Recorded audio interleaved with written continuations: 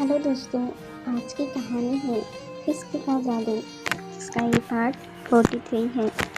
अगर आपको कहानी पसंद आती तो प्लीज़ इसे लाइक कीजिए, शेयर कीजिए और आप इस चैनल पर नए हैं तो प्लीज़ इस चैनल को सब्सक्राइब कीजिए।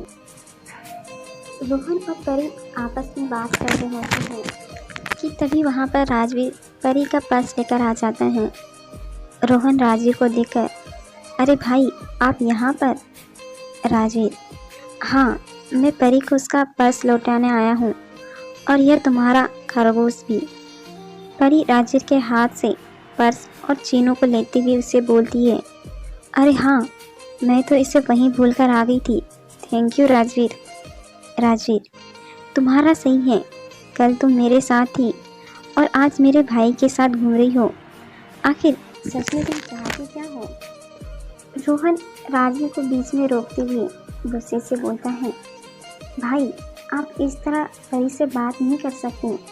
शायद आप भूल रहे हैं, लेकिन आपने परी से ब्रेकअप कर लिया है और इसीलिए आपका कोई हक नहीं बनता परी को कुछ भी बोलने का। राजवीर, अच्छा तुम रोकोगे मुझे? परी दोनों को रोकती हुए, बस करो तुम दोनों, मेरी वजह से लड़ाई करना बंद करो। रोहन प्लीज़, राजवीर की तबीयत ठीक नहीं है, उससे झगड़ा मत करो, आराम से बात करो। रोहन, ठीक है तुम जाओ, मैं आराम से बात करूँगा भाई से। परी यह सुनकर वहाँ से जाने लगती है। राजवीर उसे रोकता है, नहीं तुम कहीं नहीं जाओगी, पहले पूरी बात क्लियर करके जाओ। रोहन, भाई प्लीज़ बस करो, आप क्यों परेशान कर रहे हो उसे? आप पहले ही उसे बहुत हर्ट कर चुके हो। परी, रोहन प्यार से बात करो, राजवीर ठीक नहीं है अभी और मेरी वजह से लड़ना बंद करो, मैं यहाँ से जा रही हूँ। परी के वहाँ से जाते ही रोहन गुस्से में राजवीर को बोलता है, भाई आपकी प्रॉब्लम क्या है? आपको पता है आज पूरे दिन भर में मैंने बस यही एक काम किया कि मैं परी को आपके और निहारिका की उस न्यूज़ से दूर रखूँ। आपने एक बार भी इस बारे में सोचा जब परी को पता चलेगा तो उसे कितना हर्ट होगा? मुझे फर्क नहीं पड़ता आपके और निहारिका के बीच का रिश्ता क्या है, लेकिन अगर आप लोग साथ में हो तो आप परी से दूर रहो। राजवीर, हमारा रिश्ता तुम्हें पता भी है, मैं और निहारिका पहले। रोहन, भाई प्लीज़, मुझे आपके और निहारिका के बारे में जानने का कोई शौक़ नहीं है, ना ही मुझे जानना है। राजवीर, मेरा और निहारिका का कोई रिश्ता नहीं है, हम दोनों किसी भी रिलेशनशिप में नहीं हैं। रोहन, अच्छा तो फिर आज जो न्यूज़ सब जगह फैली हुई है उसके बारे में क्या? परी रेस्टोरेंट के अंदर आती है, उससे अंदर आते देख शर्मिला परेशान होती हुई उसके पास आती है। शर्मिला, अरे परी तुम आ गई, तुम ठीक हो ना? मैं कितनी परेशान थी तुम्हारे लिए। देखो परी, जो हो गया सो हो गया, तुम उसके बारे में सोचकर अपने आप को दुखी मत करना। परी, क्या आप किस बारे में बात कर रही हैं? मुझे कुछ समझ नहीं आ रहा। शर्मिला, मतलब तुम्हें नहीं पता? तुमने न्यूज़ नहीं देखी क्या? परी, नहीं तो क्या हुआ? शर्मिला परी को अपने फ़ोन में निहारिका के इंटरव्यू का वीडियो दिखाती है, जिसे देखकर परी चौंक जाती है। परी वीडियो देखकर, यह सब क्या है? राजवीर निहारिका से प्यार करता है, लेकिन यह सब मुझे अभी जाकर राजवीर से इस बारे में बात करनी होगी। शर्मिला, परी आराम से प्यार से बात करना। परी वहाँ से राजवीर से बात करने के लिए चली जाती है। वहाँ रोहन और राजवीर आपस में झगड़ा कर रहे होते हैं। उनको देखकर परी वहीं रुक जाती है। राजवीर, तुम्हारा यह सब गुस्सा सिर्फ परी की वजह से है ना? रोहन, हाँ बिल्कुल, मेरे रहते हुए कोई परी को हर्ट करे, मुझे यह बर्दाश्त नहीं। राजवीर, मुझे पता है मैं परी से पहले प्यार करता था, लेकिन अब मुझे परी को लेकर मेरे दिल में कोई फीलिंग्स नहीं है और अगर वह मेरी बातों से हर्ट होती है तो तुम बताओ मैं क्या करूँ? मेरी इसमें कोई गलती नहीं है। रोहन, आपको कुछ करने की ज़रूरत नहीं है, बस आप मेरे एक क्वेश्चन का आंसर दो। राजवीर, पूछो। रोहन, क्या सच में आपके दिल में परी के लिए कोई जगह नहीं है, कोई फीलिंग नहीं है? परी आपके पास आने के लिए कितनी ही कोशिश करे, क्या आपको इस बात से कोई फर्क नहीं पड़ता? रोहन की वह बात सुनकर राजवीर एक मिनट की सोच में पड़ जाता है और अपने दिल पर हाथ रख लेता है। उसे बहुत ही अजीब सा फील होता है। उसे परी और उसकी बातों और उसके साथ बिताया हुआ वक्त याद आने लगता है। लेकिन इन सबको इग्नोर करके राजवीर रोहन को बोलता है, ठीक है, तुम सुनना चाहते हो ना, तो ध्यान से सुनो। मुझे परी से कोई मतलब नहीं है। मेरे दिल में उसके लिए कोई फीलिंग नहीं है। मुझे उसके होने या ना होने से कोई फर्क नहीं पड़ता। तुम चाहो तो बेशक उसे ले जा सकते हो। परी जैसे ही यह बात सुनती है, उसका दिल टूट जाता है। उसे बहुत ही बुरा फील होता है। उसके आँख से आंसू निकल आते हैं और रोती हुई वह वहाँ से रेस्टोरेंट चली जाती है। परी को इस तरह रोता हुआ आता देख शर्मिला परी को आवाज़ लगाती है, लेकिन परी बिना उसकी कोई बात सुने रोती हुई ऊपर अपने कमरे में चले जाती है और अपने बेड पर गिरकर जोर जोर से रोने लगती है। उसकी रोने की आवाज़ सुनकर शर्मिला ऊपर उसके पास आती है और प्यार से उसके सर पर हाथ फेरकर उसे चुप कराती है। शर्मिला, परी ऐसे रोते नहीं हैं। कोई बात नहीं, जो हुआ भूल जाओ। अपना दिल छोटा मत करो।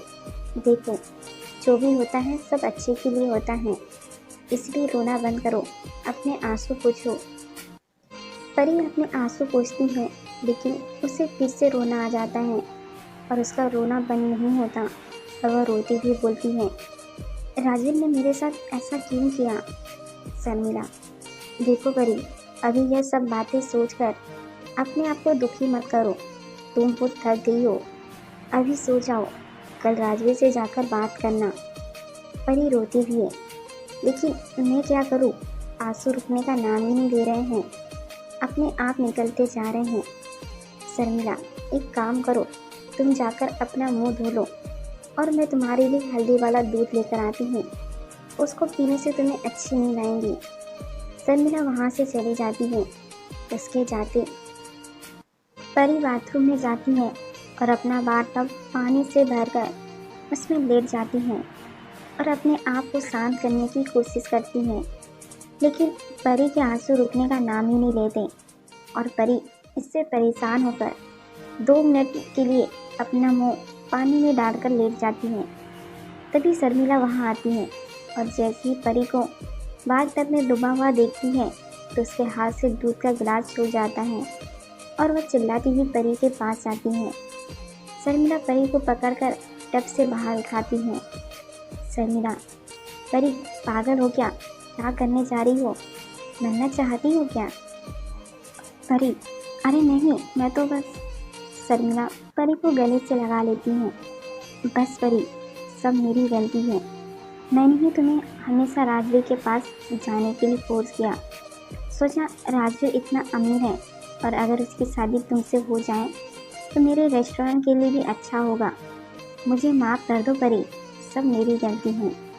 परी, अरे आप मुझसे क्यों माफ़ी मांग रही? इन सब में आपकी कोई गलती नहीं है। शर्मिला, तुम वादा करो मुझसे, आज के बाद ऐसी कोई भी हरकत नहीं करूँगी।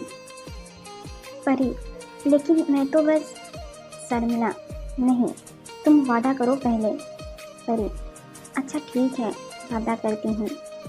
शर्मिला, चलो अब तुम कपड़े बदल कर सो जाओ, गीली हो गई हो, और हाँ, रोना बिल्कुल नहीं। शर्मिला के जाने के बाद परी कपड़े बदल कर सोने चली जाती है, लेकिन रात भर उसे नींद नहीं आती और वह रोती रहती है और उसे इस तरह रोता हुआ देख चीनू उसके पास आता है। चीनू, बस करो राजकुमारी, कितना रोऊंगी? परी, तो तुम बताओ और मैं क्या करूं? यह आंसू है कि रुकने का नाम ही नहीं ले रहे। चीनू, कल जाकर एक बार राजवीर से इस बारे में बात करना, ठीक है? और वैसे भी हमें सिर्फ हीरा देने से मतलब है। परी, लेकिन चीनू, लेकिन कुछ नहीं, अभी तो रात हो गई है, सो जाते हैं। अगली सुबह परी तैयार होकर ऑफिस के बाहर राजवीर का इंतजार करती हैं। थोड़ी देर में राजवीर की गाड़ी वहां पर आती है। परी भागकर राजवीर के पास जाती है और विंडो पर नॉक करती है। परी को देखते ही राजवीर अपना गेट लॉक कर लेता है। परी, राजवीर, मुझे तुमसे बात करनी है। राजवीर, सुमित, यहाँ से चलो। सुमित, लेकिन बॉस। परी, राजवीर, मैंने कहा ना, चलो यहाँ से, मुझे उससे कोई बात नहीं करनी। परी राजवीर को बार बार आवाज़ लगाती है, लेकिन राजवीर वहाँ से चला जाता है।